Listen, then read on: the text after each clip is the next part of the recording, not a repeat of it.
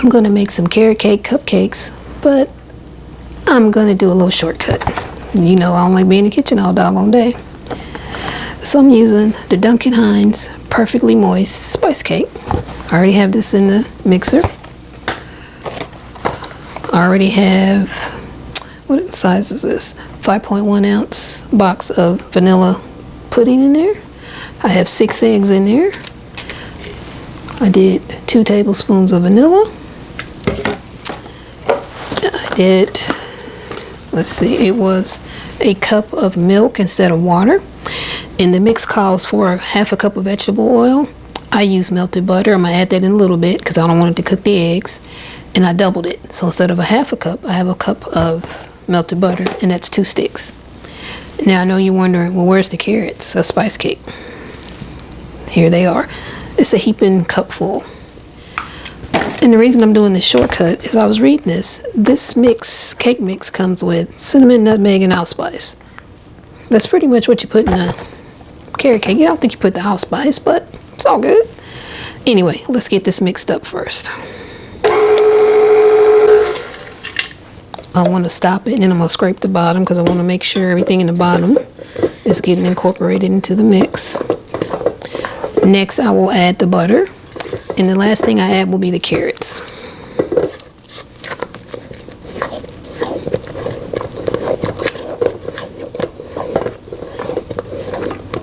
See, some of the dry mix was coming up, so it wasn't getting to the bottom. Might need to adjust my mixer. Do that dime test on it. Before I close it, I'm gonna go ahead and add the butter.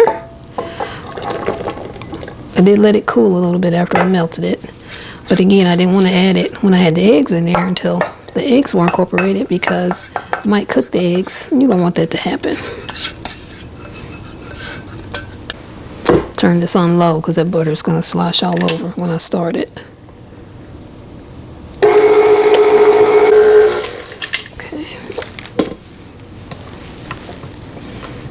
Again, I'm going to go to the bottom and scoop. Make sure everything's getting incorporated. Oh yeah, it did this time really well. So now we're going to go ahead and add the carrots.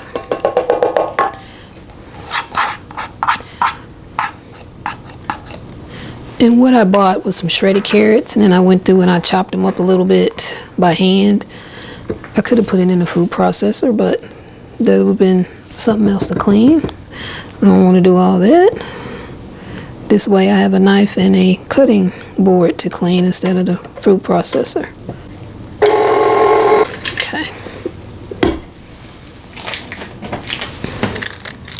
Going to unplug it.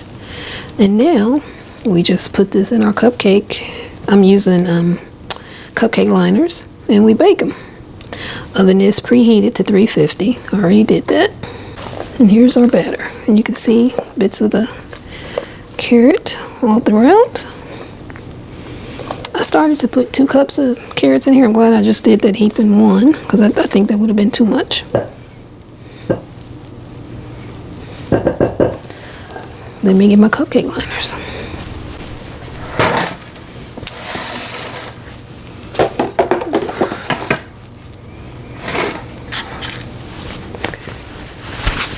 I have 12 jumbo cupcake liners because we do Buffy size items here. Jumbo. You don't want to fill your liners up more than 3/4 full because it'll overflow. But in case of overflow, I'm using this cookie sheet. Here we go. I'm going to go in the oven. I'm going to set it for 22 minutes. But when they're done, I will let you know how long it took to bake them. And let me get these in the oven, and then I'll come back and I'll tell you the changes I made from the instructions on the mix and why. Okay. I grew up, my mother would make carrot cakes, and she made them from boxes, box cake mix, and her favorite was Duncan Hines. And it is my favorite too. To make this, the instructions on the back of the box call for 1 cup of water. I used butter, I used 1 cup of milk. It calls for 3 large eggs. I used 6 large eggs. and it called for a half a cup of vegetable oil. Again, I used melted butter and I doubled it, so it was 1 cup of melted butter. I also added the vanilla and I added the carrots. Why did I do that? As far as the milk, the extra eggs, and the melted butter, that gives you a very, your end product is going to be very moist than if you just follow the directions on the box. And I added the carrots because this is going for Easter. We're celebrating Easter early. My little brother has to work on Easter. So instead of having just a traditional carrot cake or carrot bundt cake or sheet cake, my siblings like cupcakes, portability, especially with the liners. They just pick it up and go and eat. So I thought I had one of Duncan Hines carrot cake mix boxes down there. I didn't, but I had spice mix. So I said, and I was, like I told you earlier, I read the spices that's in there. That's pretty much what's in a carrot cake. So I said, just add some carrots. Boom. So that's what we're doing. Anyway, I'll be back when the cupcakes are ready. Here's the cupcakes. It's hard to say cookies, but cupcakes. They baked for 28 minutes. I had them with the oven on for about 28 minutes, and in the last 2 minutes I turned the oven off and just used a little bit of residual heat. So I have muffin tops on a few of these, which is not a bad thing. So I'm going to move these out of the way for a little bit, and we're going to make the frosting. It's going to be a, what is it, cinnamon vanilla cream cheese frosting. So I have my butter and cream cheese. They're at room temperature and they are soft. This one is especially soft. Move that out of the way. Bring the mixer back.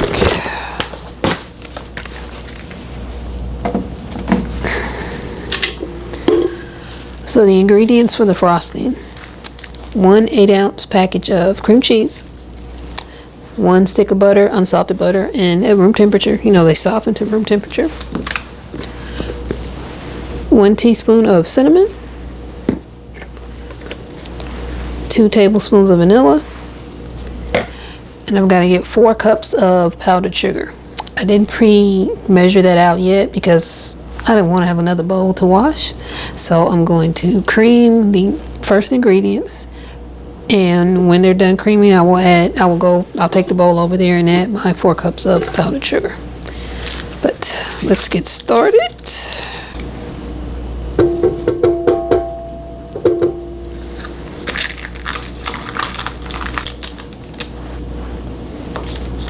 Vanilla.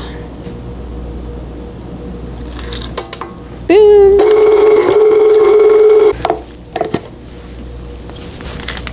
I'm gonna keep that one there in case I need to use it. Whisk attachment.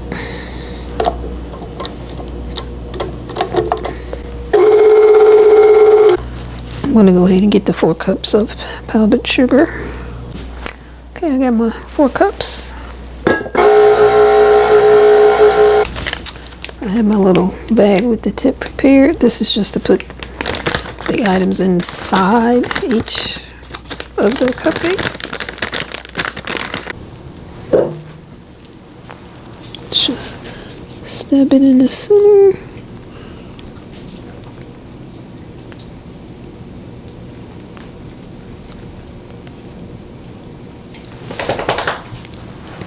Let's see.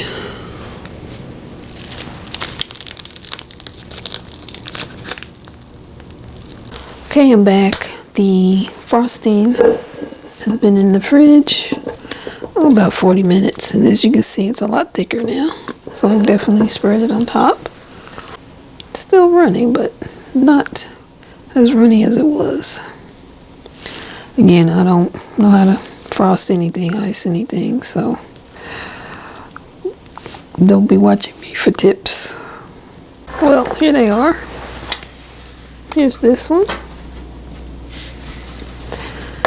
No, they're not the prettiest, but I know they're going to taste good. It's time for dessert.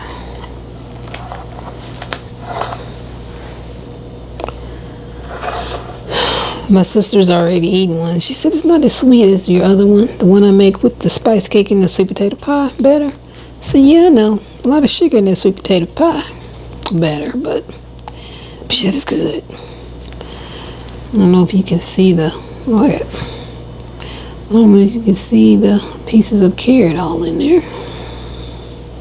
Bump it. I was going to take a piece out. I'm just going to bite it.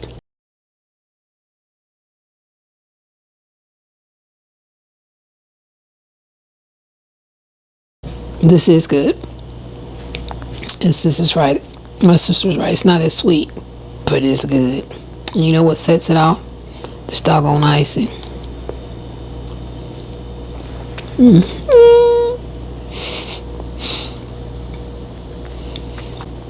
There's the filling. And even though it's a spice cake, the spices aren't overpowering. And with the carrots, that did make it a little sweeter because carrots are sweet. Till the next video, all the best to you and yours. Bye for now.